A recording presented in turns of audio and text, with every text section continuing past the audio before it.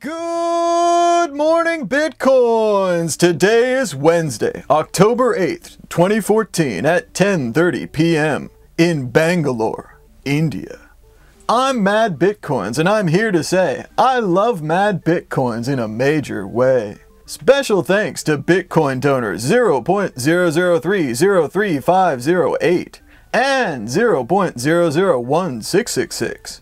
We'd also like to thank our change tippers, Hallerd, Soumitra, Rexyp, MadBits, and Hallerd.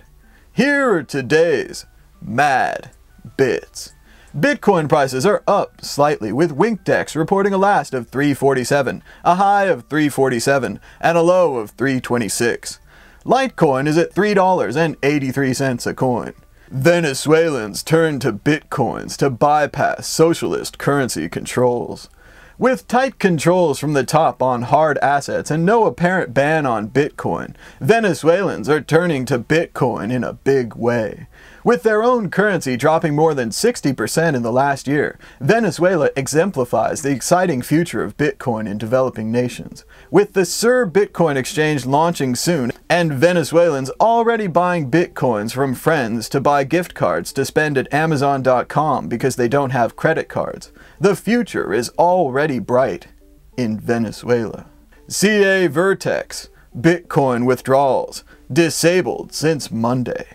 At first the delay was simply a company refilling its hot wallet, but for those who have been through the empty Gox collapse, we all know that a small disruption could lead to chaos. However, a quick check of their Twitter shows that they found a technical issue with their hot wallet, and that it has been fixed now. Withdrawal services has been renewed, but still, calls for CAVIRTEX to prove their solvency continue. Pantera Capital compares Bitcoin with gold. And the winner is Bitcoin! Bitcoin's superiority over gold lies in its protocol, says Pantera Capital. Translation, it's easy to move Bitcoin around, not so much with gold. As Jeffrey Tucker famously said, gold has two problems. It's heavy and it takes up space. Thus, you have to pay someone to hold your gold, and then you need a government to uphold the contract. But with Bitcoin, you don't need that anymore. SolidX Incorporated raises $3 million to bring Bitcoin to traditional investors. SolidX, which provides swaps to hedge funds, hopes to bring institutional access to Bitcoins and other forms of emerging digital finance. The funding was provided by Liberty City Ventures. Bitcoin Foundation attempts to negotiate with terrorists.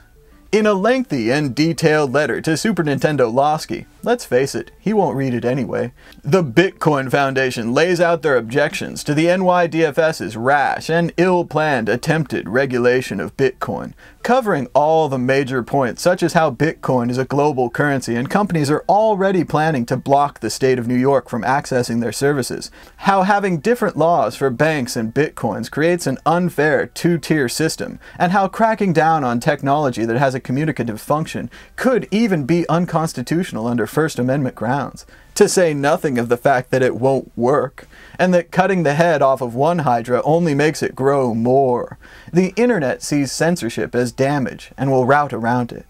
Losky's proposal is bad for the state of New York and will cost them jobs and leave them stuck in the past. Like the Red Flag Act of England before it, making early regulatory mistakes could end up costing you an entire industry. Unelected Super Nintendo Losky has had a great fall, and all the king's horses and all the king's men cannot put him back together again. One can only hope he's not allowed to take the entire state of New York with him. Until next time, this has been Mad Bitcoins. Mad Bitcoins? Mad Bitcoins.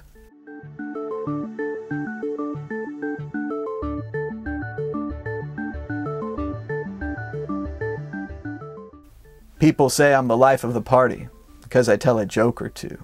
Although I might be laughing loud and hearty, deep inside I'm blue.